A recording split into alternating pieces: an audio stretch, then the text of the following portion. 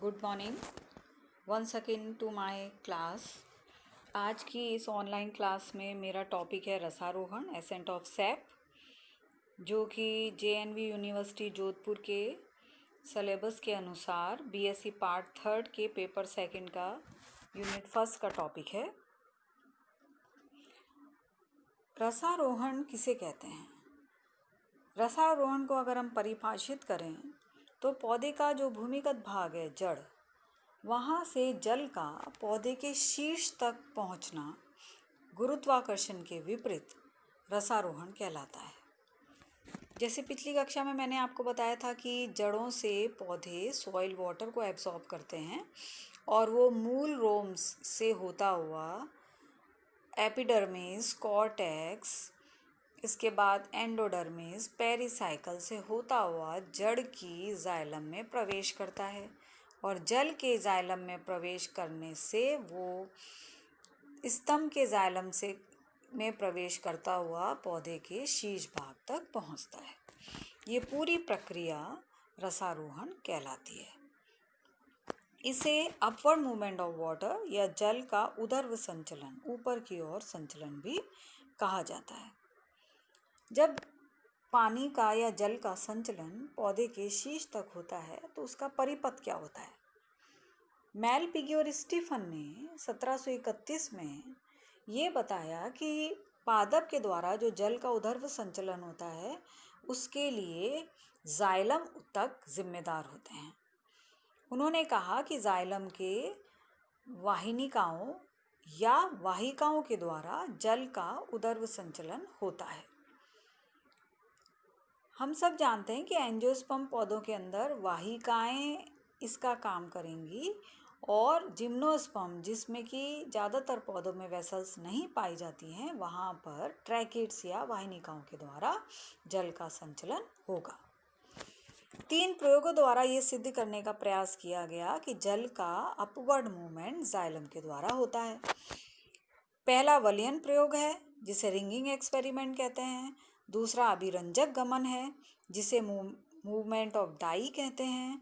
अवरुद्ध प्रयोग है तीसरा, जिसे ब्लॉकेज एक्सपेरिमेंट कहा जाता है। मेलपिगी ने 1671 में वलियन प्रयोग के द्वारा ये सिद्ध किया कि जल जो है वो जाइलम के द्वारा मूवमेंट करता है। यहाँ पर एक गमला है, पौधा है, और उसमें आप देख रहे हैं कि एक पूरे पौधे को कुछ भाग को यहाँ से काट दिया गया है, यानी 2 सेंटीमीटर भाग जो पौधे का होता है, 2 सेंटीमीटर वाला भाग जो होता है उसमें बाहर से अंदर की तरफ इस प्रकार से कट लगाया गया है कि बीच का जो भाग है जिसमें जाइलम मौजूद है वो रह गया है, बाकी हटा दिया गया है, यानी एपिडर्मिस से लेकर फ्लोएम तक का पोर्शन हटा दिया गया है। कुछ समय तक इस पौधे को जल में रखने पर ये देखा गया कि इस पौधे की जो पत्तियां थीं वो फ्रेश बनी रहीं, टर्जिड बनी रहीं, स्फीत बनी रहीं। इसका मतलब जल का जो मूवमेंट है वो अपवर्ड होता गया जाइलम के द्वारा, क्योंकि केवल इसमें जाइलम मौजूद था और कुछ मौजूद नहीं था। दूसरा, यही चित्र भी रिंगिंग एक्सपेरिमेंट को प्रदर्शित कर रहा है और मेलपिगी के गर्डलिंग या रिंगिंग एक्सपेरिमेंट को ही प्रदर्शित कर रहा है, जिसके अंदर हम देखते हैं कि जहाँ पर फ्लोएम रिमूव किया गया था, ये मैंने आपको बताया कि इसमें फ्लोएम को रिमूव किया गया था, और दूसरे चित्र में यहाँ पर उन्होंने एक ऐसा पौधा लिया जिसमें कि उन्होंने फ्लोएम को इंटैक्ट रखा, यानी इसके 2 सेंटीमीटर वाला भाग को इस प्रकार से चाकू से चीरा लगाया गया कि फ्लोएम का जो पोर्शन है वो कम से कम डैमेज हो और अंदर से जाइलम को हटा लिया गया। अब कुछ समय बाद जब इसको देखा गया तो ये पाया गया कि जिसमें से जाइलम को रिमूव कर दिया गया, जाइलम इसमें से जब रिमूव हुआ तो ये जो पौधे की जो पत्तियां हैं वो बाद में मुरझाने लगी। जो ये सिद्ध करता है कि जाइलम जिसमें से रिमूव किया गया पत्तियां मुरझा रही हैं और जाइलम जिसमें इंटैक्ट था उसमें पत्तियां टर्जिड बनी हुई रहेंगी। तो ये सिद्ध करता है कि जाइलम के द्वारा ही जल का अपवर्ड मूवमेंट होता है। दूसरा प्रयोग है अभिरंजन गमन प्रयोग या अभिरंजक गमन प्रयोग। इस प्रयोग में बालसम की पत्तियों को लिया जाता है, बालसम पौधे को लिया जाता है और ये बालसम पौधा जिसमें कि लीव जो होती हैं वो ब्रॉड लीव्स होती हैं, इसकी एक टहनी को काटा जाता है और उसको ईओसिन डाई, ईओसिन एक रेड कलर होता है, उसके पानी में रख दिया जाता है। यानी कि एक जल लेते हैं और जल में ईओसिन डाल दिया जाता है तो कलर्ड हो जाता है जल, और इसको कुछ घंटे के लिए टहनी को इसके अंदर छोड़ दिया जाता है। अब कुछ घंटे बाद क्या देखा जाता है कि इस पौधे के में जल जब ऊपर की तरफ गति करेगा तो हम इस स्तंभ का टीएस कर लेंगे। जब इस स्तंभ का टीएस देखेंगे तो यहाँ आप देखें वैस्कुलर बंडल दिखाए गए हैं। वैस्कुलर बंडल का बाहर का भाग फ्लोएम है और वैस्कुलर बंडल के अंदर का भाग जो होता है वो जाइलम है, जो कि डाइकोट पौधा है। तो कोलेटरल वैस्कुलर बंडल यहाँ पर मौजूद हैं। तो जो जाइलम एलिमेंट्स हैं वो जाइलम एलिमेंट जो हैं वो ईओसिन डाई उसके अंदर दिखाई देती है, जो ये सिद्ध करती है कि पौधे में जो अपवर्ड मूवमेंट हुआ वो अपवर्ड मूवमेंट जाइलम के द्वारा हुआ और वो जाइलम रेड हो गए क्योंकि ईओसिन डाई जो है वो उस जाइलम में जल के साथ प्रवेश कर जाती है। तीसरा एक्सपेरिमेंट है ब्लॉकेज एक्सपेरिमेंट। ब्लॉकेज एक्सपेरिमेंट जो है इसके अंतर्गत दो पौधे की टहनियाँ ली जाती हैं। उन पौधे की टहनियों में ब्लॉकेज किया जाता है। किस चीज़ को ब्लॉक किया जाता है? यहाँ आप देख रहे हैं कि फ्लोएम ब्लॉक्ड है और यहाँ हम देख रहे हैं कि जाइलम ब्लॉक्ड है। यानी कुछ हिस्से इसका जो कुछ हिस्सा होता है, जैसे कि यहाँ पर इसके ऊपर हिस्से को जब काटा गया है तो अंदर की तरफ जाइलम दिख रहा है, ठीक है। और जहाँ से इसको काटा गया, जैसे अगर हम तने को इस तरह से काट दे रहे हैं तो ये तो जाइलम दिख रहा है और ये हिस्सा जो है वो उसका फ्लोएम है। तो फ्लोएम वाले हिस्से के अंदर उन्होंने वैक्स लगा दिया और उसको सील कर दिया, उसको ब्लॉक कर दिया। दूसरे में हम देख रहे हैं यहाँ पर कि जो जाइलम वाला हिस्सा है उसको वैक्स लगाकर ब्लॉक कर दिया गया। कुछ घंटे इसी तरह इसको पड़े रहने देते हैं और जब कुछ घंटों बाद ऑब्जर्व किया जाता है तो देखते हैं कि जहाँ पर फ्लोएम ब्लॉक्ड है, जाइलम फ्री है, वहाँ पर टर्जिड लीव्स हैं और जहाँ पर जाइलम ब्लॉक्ड है वहाँ की पत्तियाँ जो हैं वो फ्लैसिड हो गई हैं, यानी वो शल्त हो गई हैं, वो मुरझा गई हैं, उनका पानी वहाँ तक जल नहीं पहुँचा है क्योंकि जाइलम ब्लॉक्ड थे और जल नहीं पहुँचने से उन पत्तियों को जल नहीं मिला और वो मुरझा गई। तो ये तीनों प्रयोग ये सिद्ध करते हैं कि जल का जो परिपथ है ऊर्ध्व संचलन का वो जाइलम होता है। अनेक थियरीज या सिद्धांत प्रस्तुत किए गए रसारोहण के मैकेनिज्म या क्रियाविधि को समझाने के लिए, जिसमें 3 कैटेगरी के अंदर हम इनको बांट सकते हैं। ये 3 कैटेगरी हैं: जैविक बल सिद्धांत, मूलदाब सिद्धांत और भौतिक बल सिद्धांत। Vital force theories, root pressure theories और फिजिकल फोर्स थ्योरीज। सबसे पहली थ्योरी लेते हैं, जैविक बल सिद्धांत।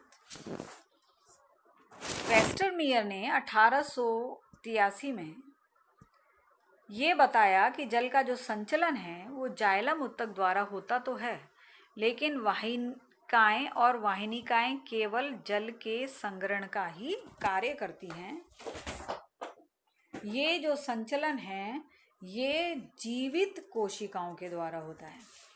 सेकेंड ईयर में आपने पढ़ा है कि जब जाइलम ऊतक हैं, जाइलम की बात होती है तो ट्रैकेट्स और वेसल्स के अलावा जाइलम में जाइलम पैरेन्काइमा, जाइलम मृदुतक भी होता है। तो वेस्टरमीयर का ये कहना है कि जाइलम मृदुतक जो है, जो जीवित कोशिकाएं हैं, वो भाग ले रही हैं जल के अपवर्ड मूवमेंट में। जाइलम की वाहिनी और वाहिकाएं जो हैं वो भाग नहीं लेती हैं, वो केवल जल को संग्रह कर रही हैं, लेकिन उसको ऊपर तक पहुंचाने का काम जो है वो मृदुतक कोशिकाओं का है। इस थ्योरी को पूरी तरह से समर्थन प्राप्त नहीं हुआ। दूसरा सिद्धांत रिले पंप सिद्धांत कहलाता है, जिसे गॉडलेवस्की ने 1884 में वेस्टरमीयर के बाद प्रस्तुत किया। उनका भी ये मत था कि जल तने में सीढ़ी नुमा पथ द्वारा ऊपर चढ़ता है और उसमें वेसल और जीवित कोशिकाएं यानी जाइलम पैरेन्काइमा दोनों शामिल होते हैं। उन्होंने इनके सिद्धांत को हम एक चित्र के द्वारा आसानी से समझ सकते हैं। इस चित्र में जाइलम की वेसल दिखाई गई है और जाइलम की पैरेन्काइमेटस सेल्स दिखाई गई हैं। यहाँ पर हम लिखा देख रहे हैं हाई ओपी और यहाँ हम लिखा देख रहे हैं low OP. High osmotic pressure, low osmotic pressure, again high osmotic pressure, again low osmotic pressure. यानी कि गॉडलेवस्की का ये कहना है कि जब जल ऊपर की तरफ मूवमेंट करता है तो सीढ़ी नुमा रूप से वो वेसल से पैरेन्काइमा में और पैरेन्काइमा से वेसल्स में, वेसल से पैरेन्काइमा में इस तरह से आगे बढ़ता है, जिसे उन्होंने कहा staircase method. Staircase का मतलब सीढ़ी नुमा मेथड। अब ऐसा होता क्यों है? इसके लिए उन्होंने ये कहा कि जाइलम के चारों ओर, जाइलम के पास जो जाइलम वेसल के पास जो जाइलम मृदुतक कोशिकाएं होती हैं, उन मृदुतक कोशिकाओं के जीवित होने के कारण उनका परासरण दाब जो है वो हाई होता है। परासरण दाब हाई क्यों होता है? क्योंकि उन कोशिकाओं को जल की जो है वो अत्यंत आवश्यकता है। हाई इसलिए है, जैसे कि मैंने पहले भी आपको बताया था पिछली कक्षाओं में, कोई भी परासरण दाब जो है वो डायरेक्टली प्रोपोर्शनल होता है नंबर ऑफ सॉल्यूट पार्टिकल्स के। तो यहाँ पर जो सॉइल्स कोशिका सैप जो है वो उसका परासरण दाब हाई कर देती है। ऐसी स्थिति में क्या होता है कि जल से संतृप्त जो कोशिका वेसल है वो वेसल से जल इसमें प्रवेश करता है, क्योंकि इसका ऑस्मोटिक प्रेशर कम है। अब जब जल यहाँ प्रवेश कर गया तो इसका ऑस्मोटिक प्रेशर लो हो गया, तो ये जल को धकेल देगा वापस वेसल में, और इस तरह से जो ऑस्मोटिक प्रेशर का ग्रेडियंट बदलता रहेगा वो इस जल को सीढ़ी नुमा रूप से आगे बढ़ाता रहेगा। इस सिद्धांत में आपत्तियां प्रस्तुत की गई। आपत्ति ये प्रस्तुत की गई कि जाइलम की जो वाहिकाएं होती हैं और जाइलम के जो मृदुतक होते हैं उनमें इस प्रकार की सीढ़ी नुमा व्यवस्था नहीं पाई जाती है। स्ट्रासबर्गर ने कुछ विषैले पदार्थ जैसे कि पिक्रिक एसिड को जीवित कोशिकाओं को इंजेक्ट करके ये बताने का प्रयास किया कि जब विषैले पदार्थ जीवित कोशिकाओं को मार देते हैं, यानी मृदुतक जो कि एक जीवित कोशिका है और वेसल जो है मृत कोशिकाएं, तो वो जीवित कोशिकाएं मर जाती हैं, फिर भी रसारोहण जो है वो कंटिन्यूअस रहता है, जारी रहता है। तो इस तरह का कोई भी सिद्धांत यानी रिले पंप सिद्धांत या स्टेयर केस मेथड जो है वो रसारोहण के लिए सही नहीं पाया गया। तीसरा सिद्धांत आया सर जेसी बोस का, स्पंदन सिद्धांत। सर जेसी बोस जो कि इंडियन फिजियोलॉजिस्ट थे, उन्होंने डेस्मोडियम प्लांट पर अपना एक्सपेरिमेंट के द्वारा ये सिद्ध किया कि जल का रसारोहण जो है वो पल्सेशन मूवमेंट के कारण होता है, रिदमिक पल्सेशन होती है जिसके कारण होता है, और ये पल्सेशन जो होती है वो पौधे के वलकुट में होती है, और पौधे के वलकुट के भी सबसे भीतरी परत में होती है। यानी जब एपिडर्मिस के बाद वलकुट शुरू होता है और जहाँ एंड होता है एंडोडर्मिस पर जाकर, तो एंडोडर्मिस से पहले की जो वलकुट कोशिकाएं हैं उनमें रिदमिक पल्सेशन या स्पंदन होता है जो कि जल को ऊपर धकेलने का काम करता है। इसको हम एक चित्र की सहायता से समझने का प्रयास करेंगे। सर जेसी बोस ने एक डेस्मोडियम प्लांट लिया जिसकी चौड़ी पत्तियां होती हैं, पूरा गमले में वो पौधा लगा हुआ था, और एक इलेक्ट्रिक प्रोब उन्होंने बनाया जिसमें एक निडल लगी हुई है और एक पिस्टन होता है जिससे कि उसको धकेला जाता है। इस निडल को धकेला जाएगा, यहाँ से पिस्टन के द्वारा इसको आगे इस तरह से धकेला जाएगा अंदर, और इस पूरे भाग को उन्होंने एक इलेक्ट्रिक सर्किट से गैल्वानोमीटर से जोड़ दिया। अब क्या होता है कि जब तने में इस निडल को इंजेक्ट किया जाता है तो जैसे ही एपिडर्मिस को पेनिट्रेट करते हुए ये वल्कुट में पहुंचती है, किसी प्रकार का गैल्वानोमीटर में कोई भी हलचल नहीं देखी जाती है।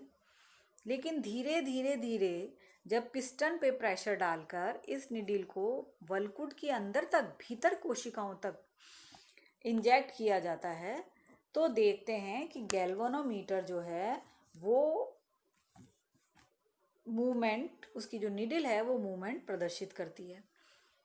इसके आधार पर सर जेसी बोस ने ये समझाने का प्रयास किया कि वल्कुट की जो भीतरी परत की कोशिकाएं होती हैं, जो एंडोडर्मिस के पास होती हैं, उनमें कंटिन्यूअस एक नियमित स्पंदन होता है, और वो स्पंदन जल को वाहिकीय एलिमेंट, जो वाहिकीय तत्व होते हैं, उनमें ऊपर की ओर पंप करता है, और जाइलम की जो अन्य निर्जीव कोशिकाएं होती हैं वो केवल एक जलाशय का काम करती हैं। क्योंकि पल्सेशन की बात की थी उन्होंने, इसलिए इसे पल्सेशन थ्योरी ऑफ बोस भी कहा जाता है। अब पल्सेशन कैसे ऊपर पहुंचाता है, हम इसको इस तरह से समझ सकते हैं कि हम अगर किसी भी सपोज एक टूथपेस्ट है, और टूथपेस्ट को अगर हम दबाते हैं तो टूथपेस्ट बाहर निकलती है ना। कोई भी एक शीशी है, अगर हम उसको दबाते हैं, शैम्पू की भी शीशी, अगर हम उसको दबाते हैं तो वो बाहर आता है, ठीक है। अगर आप घर पे अगर करके देखें, एक ड्रॉप को उस किसी भी शीशी के ऊपर रखते हैं और हम फिर उसको प्रेस करते हैं तो वो अंदर की तरफ खींच ली जाती है, ठीक है। वही रीज़न इन्होंने बताया, बोस ने कहा कि जब वल्कुट के भीतरी परत की कोशिकाएं स्पांड होती हैं, फैलती हैं,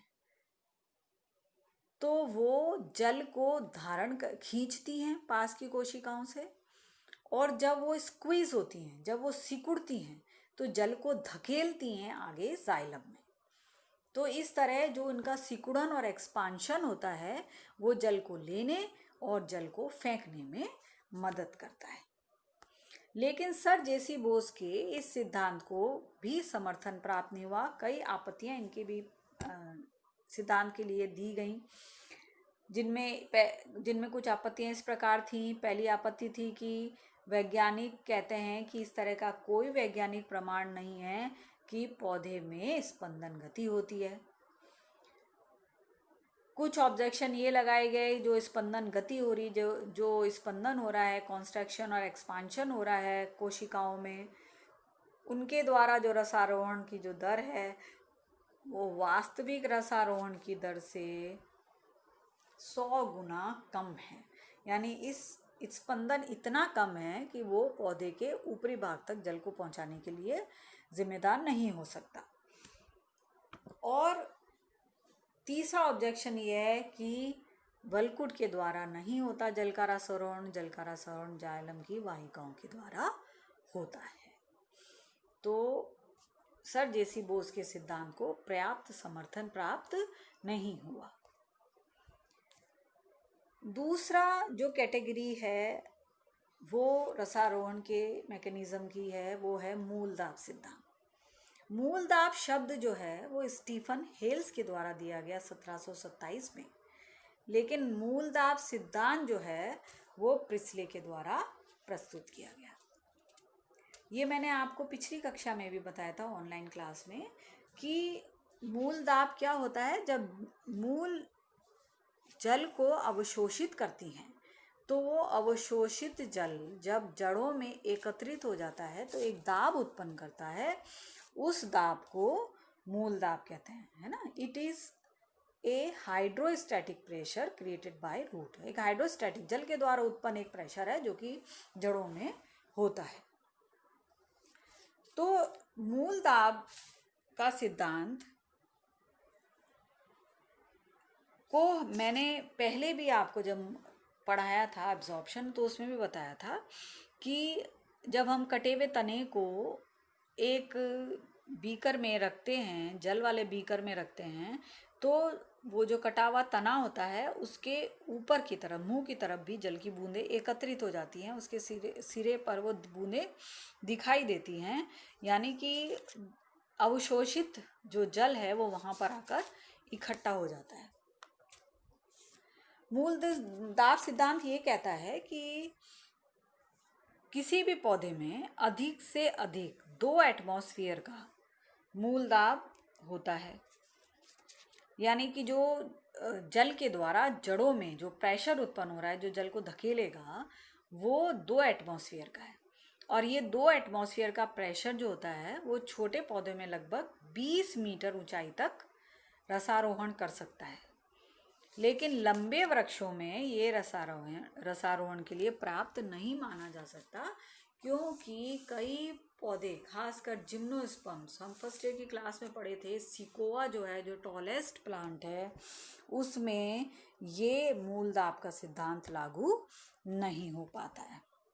यानी कि इस सिद्धांत की भी आपत्तियां आई, और पहली आपत्ति यही थी कि मूल दाब के अभाव में भी रसारोहण होता है, मूल दाब जरूरी नहीं है कि आवश्यक है इसके लिए। अनावृत बीजी पौधों में जहाँ पर कि मूल दाब का अभाव होता है वहाँ पर भी रसारोहण होता है। और अभी जैसे मैंने आपको कहा, अनावृत बीजी पौधे तो जिम्नोस्पर्म से, एंजियोस्पर्म से भी लंबे होते हैं। ऐसा भी देखा गया है कि जब तेज वाष्पोत्सर्जन होता है, मैंने जब मूल एब्जॉर्प्शन ऑफ वाटर पढ़ा रही थी तो मैंने बताया था कि एक थ्योरी में ये बताया गया था कि ट्रांसपीरेशन जब होता है, यानी वाष्पोत्सर्जन जो होता है, उसकी रेट एब्जॉर्प्शन के समानुपाती होती है। जितना ज़्यादा पानी जो है, जल जो है, वो वाष्प के रूप में पौधे से बाहर निकलेगा, उतना ही जड़ें जो हैं वो जल को एब्जॉर्ब करेंगी पौधे के लिए। तो जहाँ तेज वाष्पोत्सर्जन होता है उन पौधों में मूल दाब नहीं देखा गया है, तो हम ये नहीं बता सकते हैं कि मूल दाब ही धकेलने का काम करता है। और लंबे पौधों में रसारोहण के लिए ये अपर्याप्त होता है। आज के लिए मैं इतना ही पढ़ाऊँगी। जो थर्ड थ्योरी है, उस थर्ड थ्योरी को नेक्स्ट क्लास में कल मैं लूँगी। आप सभी जितना भी आपको पढ़ाया जा रहा है उसको अच्छे से स्लाइड के माध्यम से, जो हम मेहनत करके आपको पढ़ा रहे हैं, उसको अच्छे से पढ़िए और अपनी कॉपी में नोट कीजिए। जो असाइनमेंट आपको दिया जाता है उस असाइनमेंट को एक सेपरेट कॉपी डाल लीजिए, हर पेपर की एक पतली छोटी कॉपी बना लीजिए और उस छोटी कॉपी में अपना असाइनमेंट कंप्लीट करते रहिए। कभी भी इस असाइनमेंट को असेसमेंट के लिए आपसे मांगा जा सकता है। तो भौतिक बल सिद्धांत नेक्स्ट क्लास में मैं आपको पढ़ाऊंगी।